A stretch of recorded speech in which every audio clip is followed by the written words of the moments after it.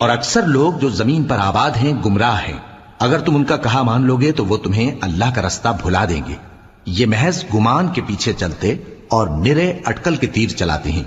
تمہارا پروردگار ان لوگوں کو خوب جانتا ہے جو اس کے رستے سے بھٹکے ہوئے ہیں، اور ان سے بھی خوب واقف ہے جو رستے پر چل رہے ہیں۔ سو جس چیز پر ذبح کے وقت اللہ کا نام لیا جائے، اگر تم اس کی آیتوں پر ایمان رکھتے ہو تو اسے کھا لیا کرو۔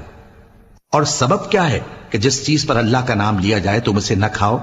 حالانکہ جو چیزیں اس نے تمہارے لیے حرام ٹھہرا دی ہیں وہ ایک ایک کر کے بیان کر دی ہیں، بے شک ان کو نہیں کھانا چاہیے